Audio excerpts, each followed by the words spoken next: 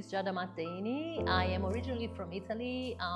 I'm a former professional dancer and I've been in the US for over 30 years. So WADE is my non-for-profit organization. It means Wandering Avian Dance Experience, that's the acronym. And it technically uses the arts, performing arts and visual arts to create community events where people come together and talk about domestic violence and talk about gender-based violence and come up with honest conversations about solutions and experiences. I'm a former survivor of domestic violence, so this is really a way for me to give back and use the arts and movement to support survivors in the community. What does Unspoken and Unbroken mean to you personally?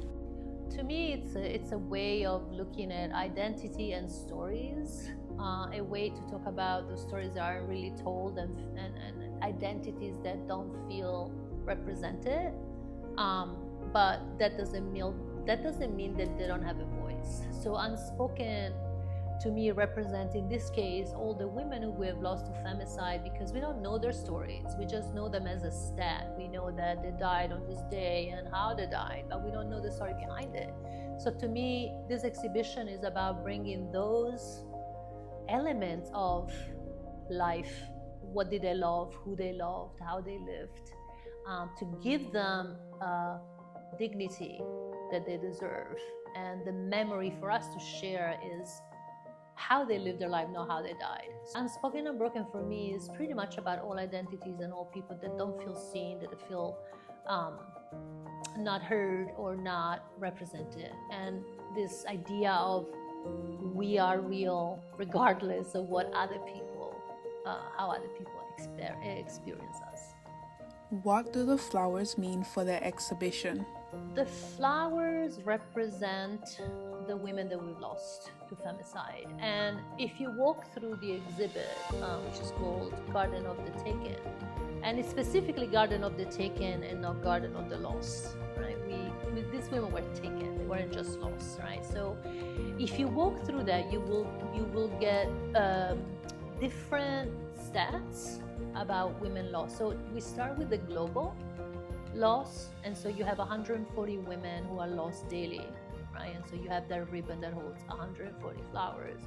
And then you have the wall, which is called every 10 minutes, in which a flower is taken off every 10 minutes. Again, it represents the women killed globally.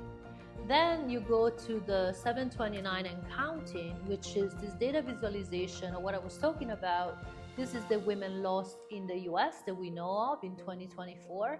And when you click on the flower on each day, you will see a story about these women, what they did with their lives. And then finally, you go to the two panels, right? And underneath the panels, you have flowers that you take home, right? Those flowers are for you, for your family, for your community. There are little labels on each flower that invite you to conversation, right? And there's little prompts about how do you talk to your children or your community about gender-based violence, about gender equity. So the idea of the flowers is this, bringing the stats that are horrible and scary to a human level so that people can actually receive them and not block it out, right? What emotions or reflections do you hope visitors take with them after seeing this work? The biggest wish that I have is that we all recognize that this is everybody's problem and that we're all part of it, and that we all have our own space for help. So it's not about women, it's not about marriage, it's not about their family, it's about us. And I hope that people will feel moved, right, that by it, to want to do something.